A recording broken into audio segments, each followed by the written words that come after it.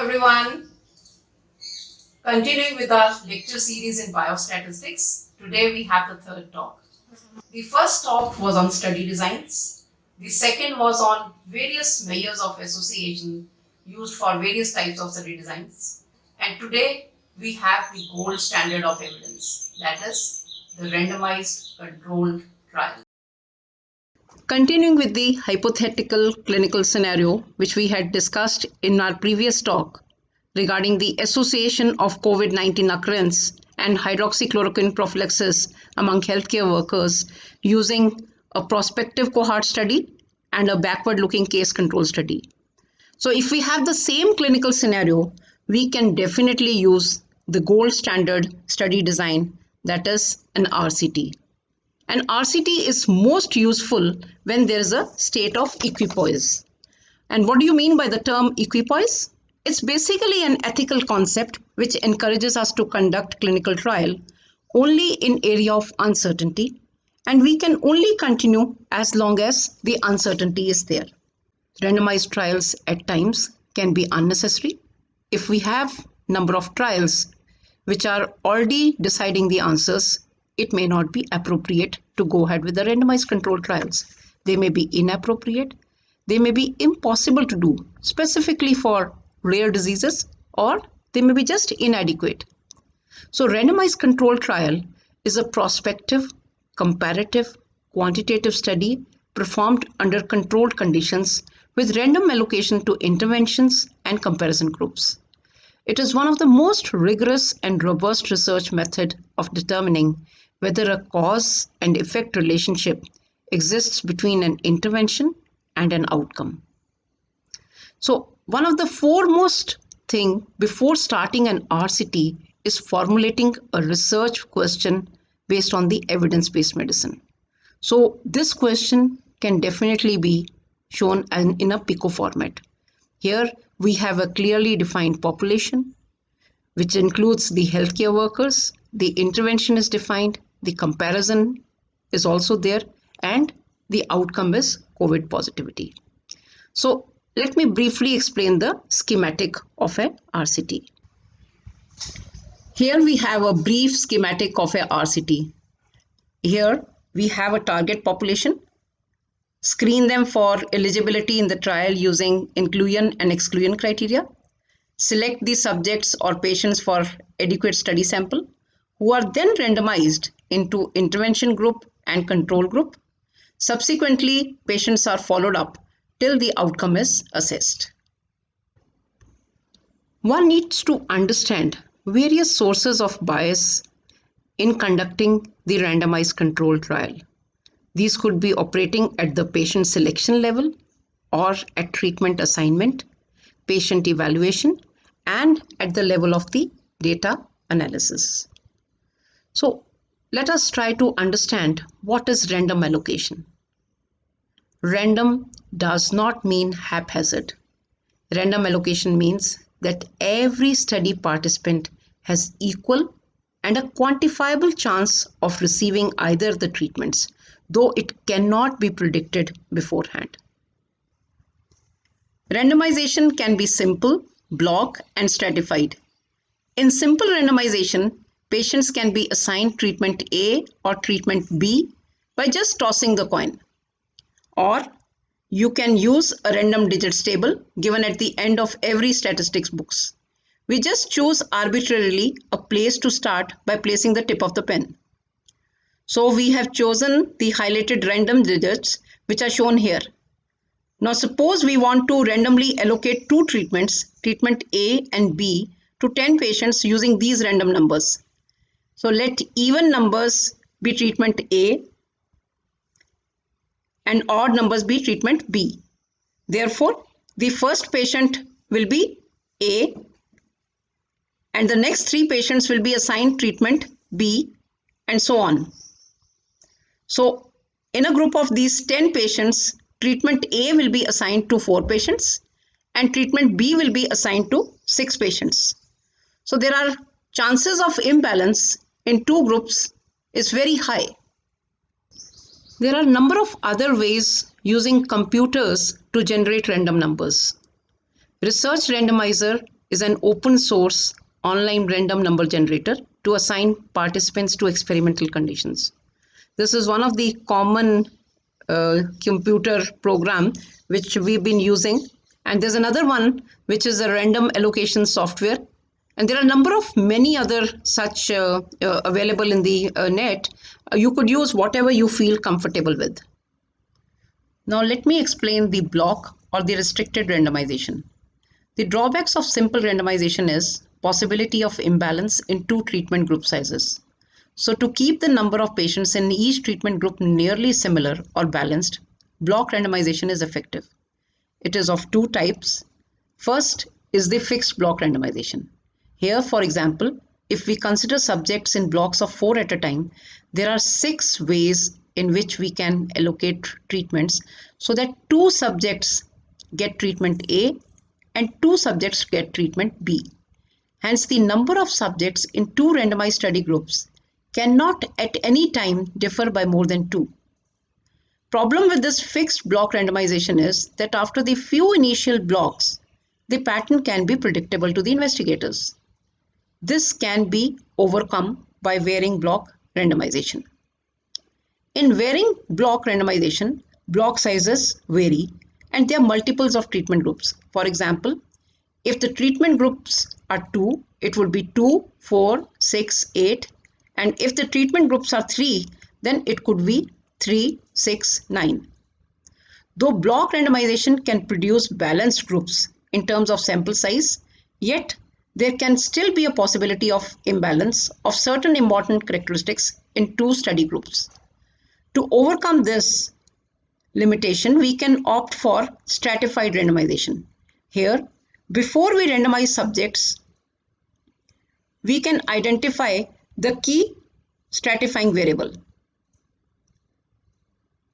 So there could be one or more stratifying variables if required. For example, it could be a socio-demographic variable based on which our study population could be divided into 3 subgroups: rural, urban, or slums.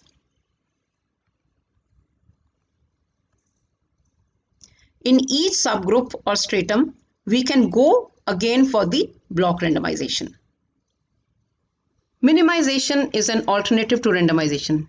If the study sample is small, then we cannot afford stratification. Alternative is minimization to obtain a well-matched group. In minimization, treatment allocation is decided by evaluating various prognostic factors in each patient to ensure overall balance between the study groups. Hence, actually it is a non-random method. See how we can do minimization, which is explained by this graphic. So now coming to allocation concealment and blinding. What is allocation concealment? Here the randomization sequence are concealed in a sealed opaque envelope during a recruitment process until the assignment to groups. What it does?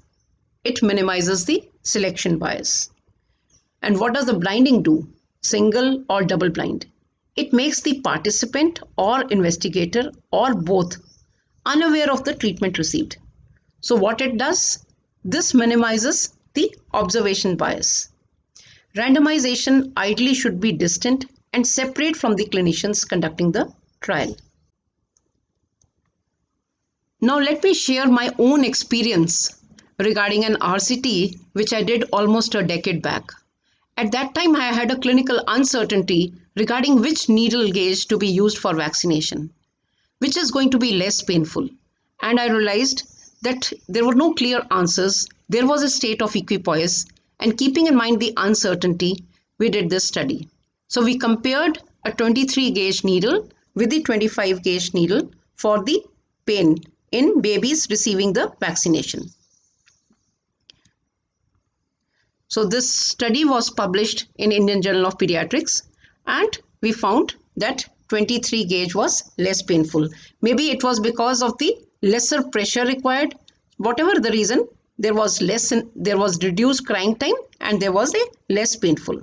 Now, one of the important things of these RCTs is that these RCTs yield themselves well to systematic review, and meta-analysis. So they actually provide a solid base for synthesizing the evidence, so generated by studies. Now this person, P.V. Ben, he was from the Cork University, and he requested for the details of our RCT, and these were published in a Cochrane review, which was on the needle size for vaccination procedures in children and adolescents. So whenever these studies are evaluated, all the RCTs undergo a risk of bias assessment. So they will evaluate the methods you used for generating the random allocation sequence. How did you use the conceal the allocation sequence? How the blinding was? So whether the details of the whole data is complete or not, and whether there are any other concerns of bias. So there is a risk of bias assessment tool by which it is done, and you can see that 5 studies are there which were used for this meta-analysis, and in one of the studies you can see that there was probably a selection bias, because see, it has been shown as red. That shows there has been probably a selection bias, and there can be other biases as well, and if it is not clear, it is mentioned as a yellow question mark. So this is how it has been shown, and see how it was written. So they have clearly described that the 4 trials used computer generated randomization sequence, including our study, and 1 trial used a random number tables. That also I explained you earlier. And regarding the allocations concealment, the one which had shown it as red, they have clearly written that this trial did not conceal allocation, and there was a high risk of bias in this domain.